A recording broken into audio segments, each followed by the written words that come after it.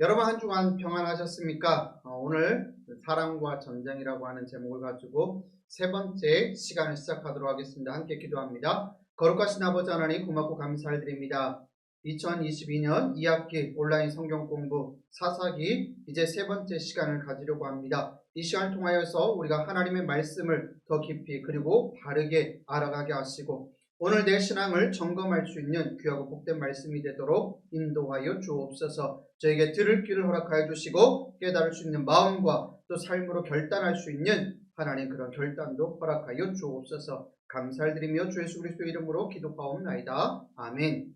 여러분 이제 오늘부터 본격적으로 이제 삼손에 대해서 이야기를 나누려고 합니다. 이제 장성한 삼손이 어떻게 또 살아가는지 또 그의 모습을 통해서 우리가 오늘 내 신앙 가운데 무엇을 또 도전을 받아야 하는지 한번 좀 살펴보도록 하겠습니다. 먼저 이 삼손의 이야기를 좀 보면 이 삼손의 이야기는 성이라든지 폭력, 죽음, 권력이 난무하는 것을 보게 됩니다. 그러니까 우리가 사사기에 기록된 이 삼손의 이야기를 쭉 보면은 좀 이러한 약간은 마치 한여름밤에 액션을 보는 것 같은 그런 모습을 그리고 있다는 것을 보게 되는데요. 이제 한번 본격적으로 말씀을 들어가도록 하겠습니다. 첫 번째 주제는 바로 아내를 얻는 이 삼손에 대해서 사사기 14장 1절에서 4절에 있는 말씀을 통해서 살펴보도록 하겠습니다. 함께 말씀을 보겠습니다. 삼손이 딥나에 내려가서 거기서 블레셋 사람의 딸들 중에서 한 여자를 보고 올라와서 자기 부모에게 말하여 이르되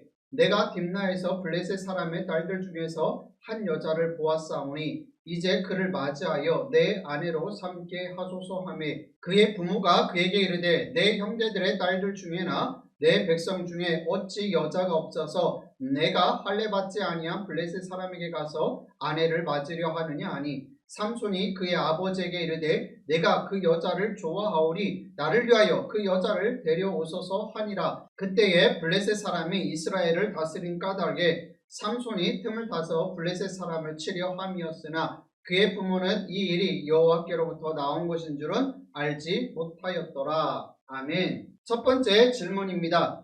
삼손이 결혼하고 싶어하는 여자는 어떻게 묘사되고 있습니까? 1절에서 2절의 말씀을 다시 한번 보면 삼손이 딥나에 내려가서 거기서 블레셋 사람의 딸들 중에서 한 여자를 보고 올라와서 자기 부모에게 말하여 이르되 내가 딥나에서 블레셋 사람의 딸들 중에서 한 여자를 보았사오니 이제 그를 맞이하여 내 아내로 삼게 하소서 하며 여러분 여기서 보시면 공통적으로 들어가는 문장이 보이시죠? 블레셋 사람의 딸들 중에서 한 여자 이렇게 지금 삼손의 아내가 표현되고 있는 것을 볼 수 있습니다. 이어지는 질문 한번 볼게요. 왜 삼손의 부모는 그 결혼을 원하지 않았는가? 여러분 분명히 삼손의 부모는 삼손이 그 여인을 원했을 때 원하지 않았거든요. 이 3절 말씀을 보겠습니다. 그의 부모가 그에게 이르되 내 형제들의 딸들 중에나 내 백성 중에 어찌 여자가 없어서 내가 할례받지 아니한 블레셋 사람에게 가서 아내를 맞으려 하려냐 하니 삼손이 그의 아버지에게 이르되 내가 그 여자를 좋아하오니 나를 위하여 그 여자를 데려오소서 하니라. 아멘. 여러분 지금 보시는 것처럼 부모가 반대를 해요. 근데 반대하는 이유가 저 파란색 글자를 보면 할례받지 아니한 블레셋 사람에게 가서 아내를 맞으려 하느냐 이것이 부모에게 있어서는 탐탁지 않았고 반대할 이유가 됐던 거예요. 내 형제들의 딸들 중에나 내 백성 중에 어찌 여자가 없어서 이 말은 곧 하나님의 택하신 백성들 중에서는 내 배우자가 그렇게 없었느냐라고 묻는 거죠. 이것을 좀 더 풀어서 살펴보면 이렇게 이야기할 수 있습니다. 당연히 그의 부모는 삼손이 이스라엘을 블레셋으로부터 해방시킬 것이라는 천사의 예견을 기억했을 것입니다. 그 사건을 어떻게 잊을 수 있겠습니까? 그러니 삼손이 집에 와서 이스라엘의 대적과 싸우는 대신 그 중에 한 사람과 결혼한다고 했을 때 부모가 얼마나 괴로웠을지 상상해 보시기 바랍니다. 두 번째는 문제는 다른 종족과의 결혼이 아니라 믿음이 다른 사람과 결혼하는 것이었습니다. 이스라엘은 하나님을 모르는 족속들과 동맹을 맺거나 통혼해서는 안 되었습니다. 출애굽기 3장 15절에서 16절 말씀을 보면 너는 삼가 그 땅의 주민과 언약을 세우지 말지니 이는 그들이 모든 신을 음란하게 섬기며 그들의 신들에게 제물을 드리고 너를 청하면 내가 그 제물을 먹을까 하며 또 내가 그들의 딸들을 내 아들들의 아내로 삼음으로 그들의 딸들이 그들의 신들을 음란하게 섬기며 내 아들에게 그들의 신들을 음란하게 섬기게 할까 함이니라. 여러분, 만약 무분별하게 통혼하는 삶을 선택한다면 하나님의 백성이 모든 신을 음란하게 섬기게 된다는 것을 하나님은 이미 아셨던 겁니다. 여러분, 이 삼손의 부모가 이 아이를 뵐 때 어떤 일이 있었습니까? 분명히 하나님의 사자가 뭐라고 얘기했냐면 이 아이를 통해서 이스라엘을 블레셋으로부터 해방시킬 거라고 분명히 얘기했거든요. 그러니까 이 아이의 삶이 그런 삶이 될 거라는 걸 이미 부모는 알고 있었잖아요. 그러니 어떻게 부모가 이것을 잊어먹고 있겠습니까? 분명히 이 아이가 이렇게 살아야 될 것도 다 알고 있었던 거죠. 그런데 떡하니 이제 장소에서 결혼하겠다고 한 여인이 블레셋의 여인이라고 하는 그 자체가 부모에겐 너무 큰 충격이었을 겁니다. 또 하나는 이미 하나님은 출애굽기에서 이 이스라엘 백성들이 이 가나안 족속과의 결혼하는 것, 이방 민족과 결혼하는 것 자체를 아주 금하셨습니다. 왜 그랬냐면 여러분, 결혼이라고 하는 것은 결국 구속력을 갖게 되는 거거든요. 그렇다면 내가 아무리 하나님 믿는 신앙을 갖고 있다 할지라도 내 아내가, 내 남편이 이 우상을 섬기고 있는데 내가 그곳에 함께 가지 않겠습니까? 그리고 거기서 음식을 먹자거나 뭐 하자거나 그러면 결혼한 사이인데 어떻게 그것을 뿌리칠 수 있겠냐 이 얘기예요.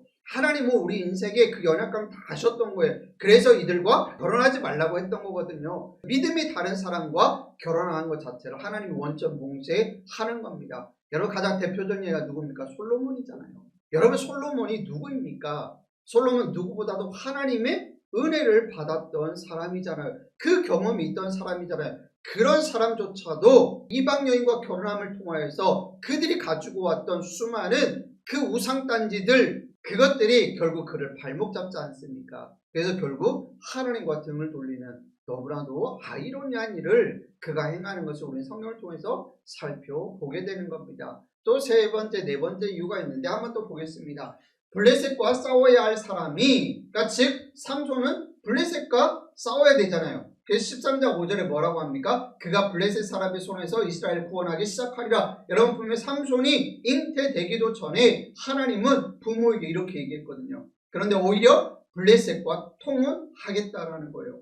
삼손은 이스라엘의 영적 상태를 보여주는 리더였습니다. 그러니까 삼손을 보면 당시 이스라엘 민족이 어떠한 영적 상태에 있었는지를 보여준다라는 거예요. 그는 충동적이고 고집불통이며 블레셋의 가치관과 세계관을 아낌없이 가감없이 받아들였습니다. 솔직히 삼손은 하나님의 백성을 위한 하나님의 이상형은 아니었습니다. 여기서 우리는 이스라엘의 주소판인 한 남자의 삶을 발견할 수 있습니다. 첫째로 삼손은 충동적이라는 거예요. 그는 완전히 관능적인 사람이었습니다. 그의 감각이 그의 삶을 지배하는 것을 우리는 보았습니다. 그는 심사숙고 없이 보고 느끼는 대로 반응합니다. 이렇다 보니 삼손은 성적 통제력도 전혀 없었습니다. 분별력이 없었던 거예요. 그냥 내 눈에 좋으면 그 여인하고 결혼하는 거예요. 내 눈에 좋으면 그냥 거기 가는 거예요.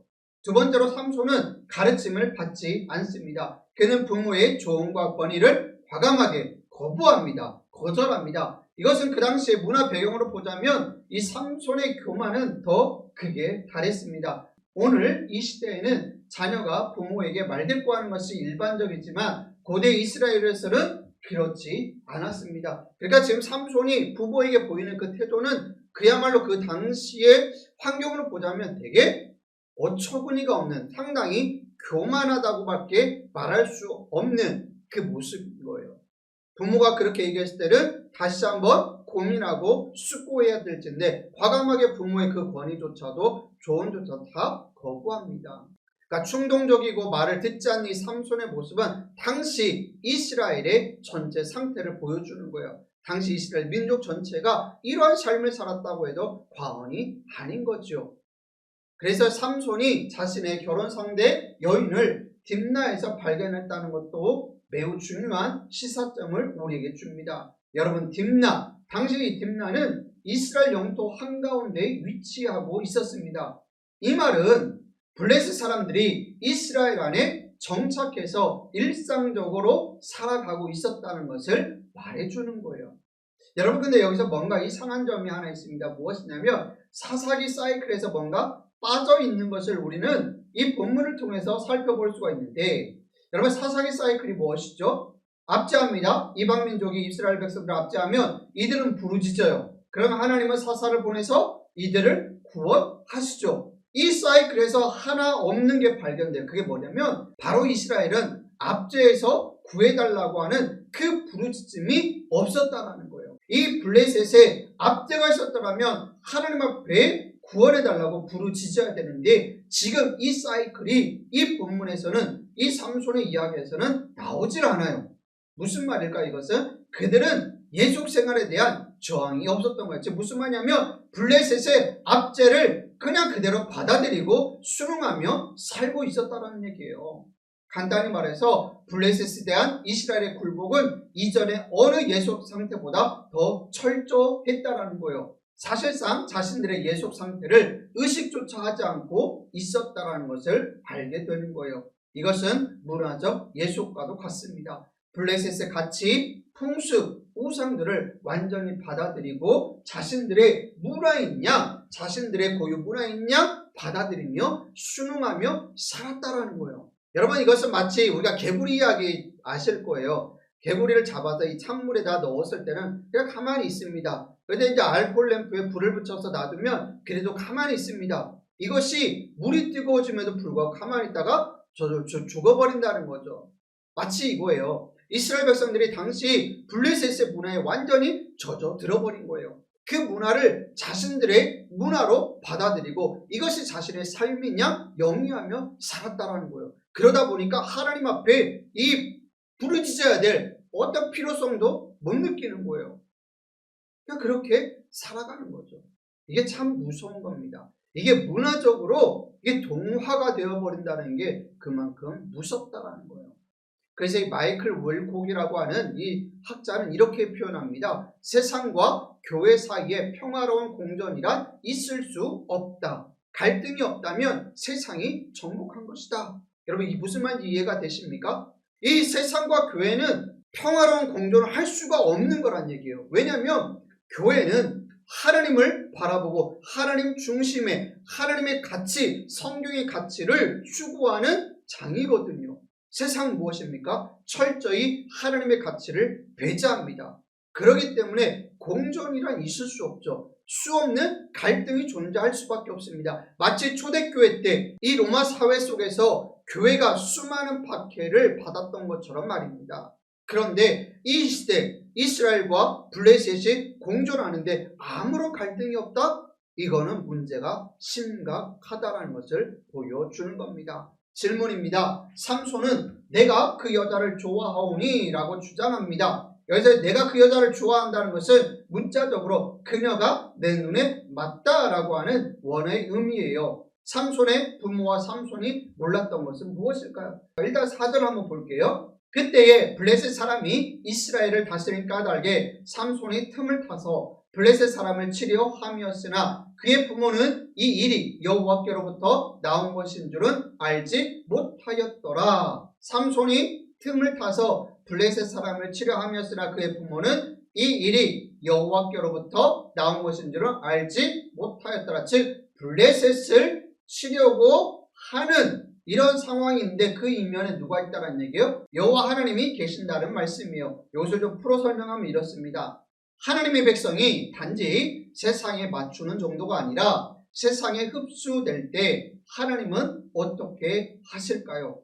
바로 4절은 이런 의미에 있어서 중요한 구절이 됩니다. 여러분, 마치 4절을 보면 아까 말씀드린 것처럼 삼손은 내 눈에 그 여인이 맞기 때문에 내 아내를 맞이해야 됩니다 라고 하고 부모는 과감히 거절하는 이 모든 상황이 결국에는 하나님이 개입하고 있다라는 걸 보여주는 거거든요. 하나님의 간섭이 있다라는 걸 말씀해 주고 있는 거거든요. 그런 의미에서 이 4절이 되게 중요해요. 그래서 4절의 말씀은 삼손 이야기에서 중요한 구절이며 전체 이야기 이해의 열쇠이고 그 질문에 대한 대답입니다. 좀 더 풀어볼게요. 하나님은 삼손의 약점들을 사용하시게 됩니다. 삼손과 블레셋 사람들 사이에 친분이라든지 삼손의 성적 취향이라든지 복수심과 혈기를 하나님은 과감히 사용하셔서 두 나라를 대립하게 하신다라는 말씀이에요. 삼손의 약점들 때문에 피를 부르는 반목이 초래될 것이고 이는 점점 더 큰 갈등으로 이어져서 마침내 두 나라가 분리될 것인데 이는 사실상 절실히 필요한 것이었습니다. 하나님은 이런 것들을 이용하셔서 두 나라가 서로 등 돌리게 하십니다. 이렇게라도 하셔서 하나님의 백성이 구별됨을 완전히 잃지 않게 하십니다. 안타깝지만 이스라엘의 죄를 통해서라도 약속들을 지키시는 하나님을 우리는 볼 수가 있습니다. 여러분 이것을 좀 풀어 설명하면 지금 하나님이 딱 보실 때 이스라엘이 완전히 블레셋 사람 되어가고 있어요. 완전히 그들 속에 흡수가 되어져 가고 있다는 이야기예요. 하나님의 이 상황을 그냥 보고 계시지는 않는다 이 얘기예요. 하나님의 택하신 백성이고 하나님은 이들을 통해서 구원의 역사를 이뤄 가셔야 되는데 이들이 완전히 사라져버리면 안 되는 거잖아요. 그래서 이제는 하나님이 과감하게 개입하시는 거예요. 그래서 하나님은 이제 삼손이 가지고 있는 것들을 이용하십니다. 그가 가지고 있는 성적 취향, 즉 자기 눈에 볼 때 그 여인이 최고예요. 그럼 이걸 통해서 하나님은 이제 이스라엘과 블레셋 사이에 갈등이 생기게 만든다는 거예요. 이렇게라도 해서 이스라엘 백성들이 살아남을 수 있도록 하나님이 이제 역사하신다는 이야기입니다.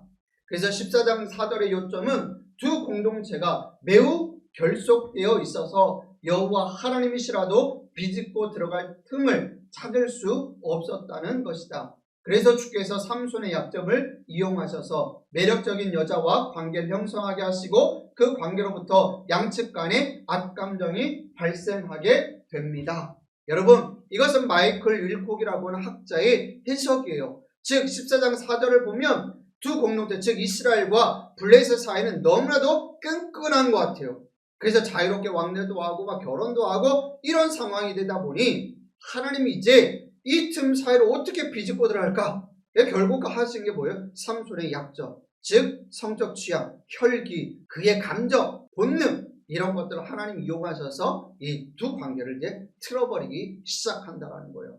그래서 이 14장 4절이 되게 중요합니다. 그러니까 하나님은 이 모든 것을 사용하셔서 이스라엘이 블레셋으로부터 해방되게 하신다는 것을 우리는 기억할 필요가 있습니다. 이제 두 번째 주제입니다. 싸움을 시작하다. 14장 5절에서 20절 말씀인데요. 삼손이 그의 부모와 함께 딥나에 내려가 딥나의 포도원에 이른즉 젊은 사자가 그를 보고 소리 지르는지라 여호와의 영이 삼손에게 강하게 임하니 그가 손에 아무것도 없이 그 사자를 염소 새끼를 찢는 것 같이 찢었으나 그는 자기가 행한 일을 부모에게 알리지 아니하였더라.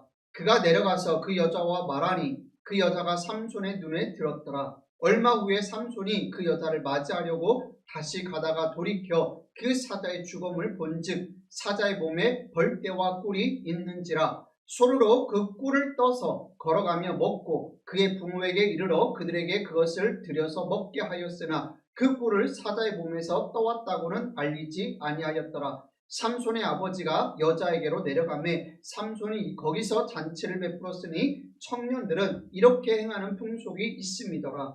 무리가 삼손을 보고 30명을 데려와서 그와 함께 하게 한지라. 삼손이 그들에게 이르되 이제 내가 너희에게 수수께끼를 내리니 잔치하는 이래 동안에 너희가 그것을 풀어 내게 말하면 내가 베옷 30벌과 겉옷 30벌을 너희에게 주리라. 그러나 그것을 능히 내게 말하지 못하면 너희가 내게 베옷 30벌과 겉옷 30벌을 줄지니라 하니 그들이 이르되 내가 수수께끼를 내면 우리가 그것을 들으리라 하며 삼손이 그들에게 이르되 먹는 자에게서 먹는 것이 나오고 강한 자에게서 단 것이 나왔느니라 하니라. 그들이 사흘이 되도록 수수께끼를 풀지 못하였더라. 일곱째 날에 이르러 그들이 삼손의 아내에게 이르되 너는 내 남편을 꾀어 그 수수께끼를 우리에게 알려달라 하라. 그렇지 아니하면 너와 내 아버지의 집을 불사르리라. 너희가 우리의 소유를 빼앗고자 하여 우리를 청한 것이 아니냐. 그렇지 아니하냐 하니 삼손의 아내가 그의 앞에서 울며 이르되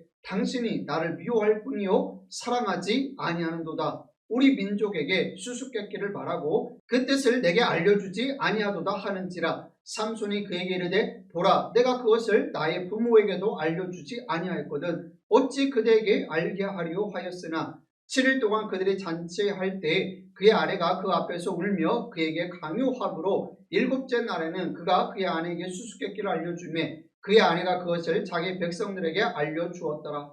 7째 날 해지기 전에 성읍 사람들이 삼손에게 이르되 무엇이 꿀보다 달겠으며 무엇이 사자보다 강하겠느냐 한지라. 삼손이 그들에게 이르되 너희가 내 암송아지로 밭갈지 아니하였더라면 내 수수께끼를 능히 풀지 못하였으리라 하니라.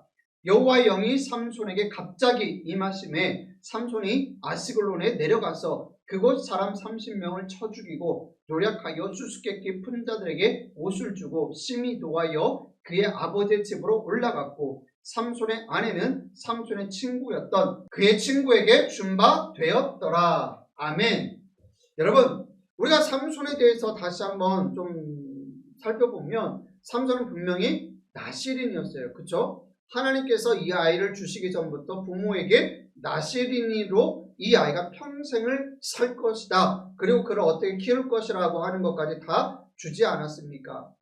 그렇다면 여러분, 나실인이기 때문에 삼손은 하지 말아야 될 행동들이 있습니다. 그래서 죽은 것을 만지거나 술을 마시지 말아야 했거든요. 여러분, 만일 그렇게 했다면 곧장 성막으로 가서 이 정결함을 받아야 했거든요. 여러분, 우리가 좀 긴 말씀을 보았지만 이 긴 말씀 속에서 삼손이 나실인임에도 불구하고 나실인으로서의 삶을 살아가고 있지 않다라는 것을 우리는 좀 발견할 수 있게 되는데요. 삼손은 어떻게 나실인의 소원을 무시했습니까? 먼저 5절에서 9절의 말씀을 다시 한번 좀 볼게요. 삼손이 그의 부모와 함께 딥나에 내려가 딥나의 포도원에 이른즉 젊은 사자가 그를 보고 소리 지른지라. 여호와의 영이 삼손에게 강하게 임하니 그가 손에 아무것도 없이 그 사자를 염소 새끼를 찢는 것 같이 찢었으나 그는 자기가 행한 일을 부모에게 알리지 아니하였더라. 그가 내려가서 그 여자와 말하니 그 여자가 삼손의 눈에 들었더라. 얼마 후에 삼손이 그 여자를 맞이하려고 다시 가다가 돌이켜 그 사자의 주검을 본즉 사자의 몸에 벌떼와 꿀이 있는지라. 손으로 그 꿀을 떠서 걸어가며 먹고 그의 부모에게 이르러 그들에게 그것을 들여서 먹게 하였으나 그 꿀을 사자의 몸에서 떠왔다고는 알리지 아니하였더라. 여러분, 무엇입니까? 삼손은 나실인이기 때문에 죽은 동물 사체를 만져선 안 되는 거거든요. 그리고 혹시 만졌다면 곧바로 성막으로 가서 정결함을 받아야 하는 예식을 치러야 했습니다. 그러나 삼손은 그러고 나서도 뭐합니까? 자기가 원하는 여자를 보러 가는 거예요. 아주 다분히 충동적이고 아무 생각이 없죠. 그의 정욕이 그의 소원을 압도한 겁니다. 삼손은 부부에게 말하지도 않고 내려가서 그 여자와 말했습니다. 그러고 나서 나중에 죽은 동물을 또 만져서 이번에는 그의 부모마저 모르는 사이에 부정해지게 합니다. 즉, 그 꿀을 떠가지고 부모에게 주잖아요. 그럼 여러분, 이 사체에서 떠왔던 꿀이기 때문에 부모 자체도 부정하게 되어버리는 그런 일들이 벌어지고 있음에도 불구하고 삼손은 여기에 대해서 어떠한 깨달음이나 어떠한 나실인으로서의 행위가 보여지지를 않는 거예요. 이어서 10절을 한번 보겠습니다.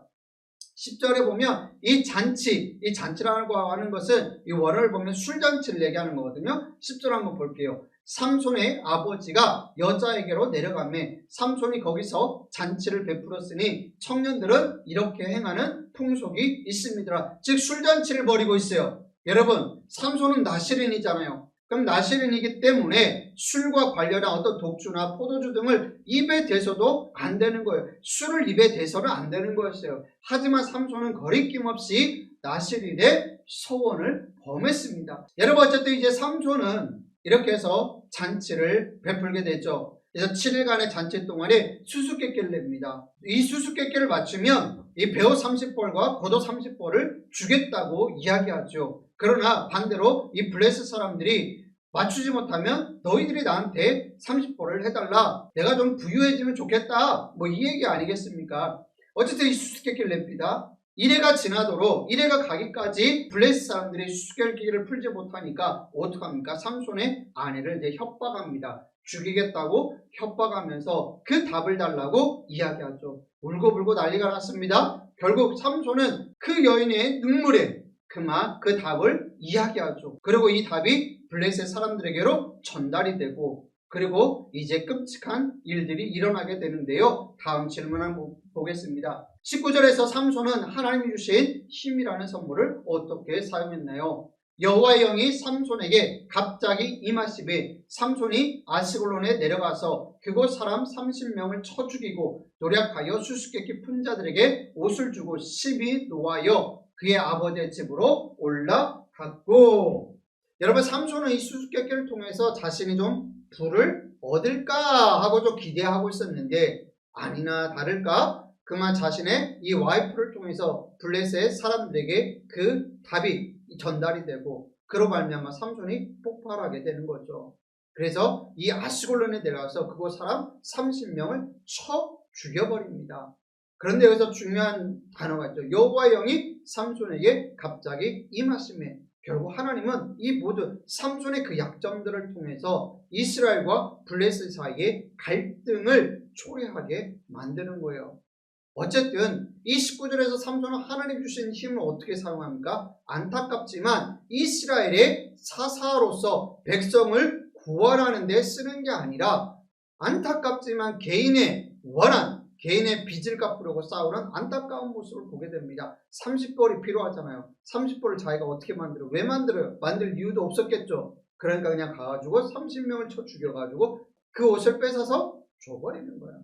일단 오늘은 요만큼 일단락을 해보려고 합니다. 그리고 다음 시간에 또 이어서 나갈 텐데요. 그렇다면 오늘 함께 나눈 이 말씀 속에서 우리가 무엇을 결단해야 할까라고 한다면 이렇게 말할 수 있을 것 같습니다. 하나님께 받은 은사와 선물을 생각해보고 하나님을 위해 사용하기로 결단해 봅시다. 여러분, 왜 이야기를 하냐면 삼손은 태어나기도 전부터 하나님의 택한 사람이었고 하나님의 구원 계획에 있어서 사사로 쓰임받을 사람이었습니다. 그리고 하나님은 그 모든 계획을 알려주셨죠. 그 부모에게요. 그래서 이 삼손은 나시린으로 살아가면서 구별된 사람답게 하나님의 영광을 위해서 하나님 내게 주신 그 은사와 선물을 그 백성들을 위해서 사용했어야 되는데, 안타깝지만 삼손은 그렇게 살아가지 못했던 거예요. 여러분, 오늘 우리는 어떻습니까? 이 삼손의 이야기를 보면서 삼손을 욕할 게 아니라, 어떻게 삼손이 이럴 수 있지라고 이야기할 게 아니라 우리 자신을 돌아보자라는 거예요. 우리 자신에도, 내게도 하나님이 분명히 성경의 말씀처럼 우리에게 모든 은사를 주셨습니다. 내가 가지고 있는 은사, 내가 할 수 있는 것들 다 하나님이 주셨다 이 얘기예요. 그것을 우리는 재능, 달란트라고 얘기하죠. 그렇다면 이것을 오늘 나는 누구를 위해 사용하고 있냐는 얘기예요. 삼손처럼 삼손의 어떤 개인적인 원한이나 개인적인 어떤 이득을 위해서 그렇게 사용하고 있지는 않습니까? 하나님 내게 주셨다는 것은 그것을 선한 일, 즉 하나님 보시기에 선한 일에 쓰라고 우리에게 주신 까닭입니다. 여러분이 주신 그 은사와 선물을 여러분의 가족을 위해서, 여러분의 자녀 손들 위해서, 우리 신답지단을 위해서, 그리고 여러분이 살아가는 그 일터 현장에서 그 주변의 사람들을 위해서 사용할 때 하나님은 그것을 기뻐하신다는 거죠. 그 은사와 선물을 통하여 하나님의 나라가 확장되어지기를 원하시고요. 우리를 통하여 하나님의 살아계신 이 세상 가운데 증거가 되기를 하나님은 원하신다는 거예요. 바라기는 우리 사랑하는 모든 성도님들의 삶이 이러한 삶이 되기를 간절히 축복합니다. 이제 이렇게 해서 세 번째 시간을 마치도록 하겠습니다. 한 주간도 내게 주신 하나님의 그 은사와 선물을 다시 한번 곰곰이 생각해 보면서 나는 어떻게 살아가고 있는가 점검하며 또 하나님 보시기에 더 기쁜 모습, 성숙한 모습으로 살아가는 여러분 되기를 간절히 바랍니다. 기도하겠습니다. 거룩하신 아버지 하나님, 고맙고 감사드립니다. 하나님, 삼손에게 하나님께서 은사를 주시고 선물로 주셨던 그 이유와 까닭, 그것이 무엇인지 우리가 말씀을 통해서 돌아보았습니다. 안타깝지만 삼손은 그것을 자신의 이익이나 자신의 빚을 위해서 사용했지만 하나님, 그러나 오늘 우리에게 주신 것, 이것을 하나님께 온전히 드림으로 말미암아 우리의 삶을 통하여 하나님의 살아계심과 하나님 나라가 더욱더 확장되어진 역사가 세상 가운데 일어날 수 있도록 펼쳐지도록 저희를 사용하여 주시옵소서. 감사를 드리며 주 예수 그리스도 이름으로 기도하옵나이다. 아멘. 여러분 남은 한 주간도 주 안에서 평안하시고 행복한 하루하루 보내시기 바랍니다. 고맙습니다.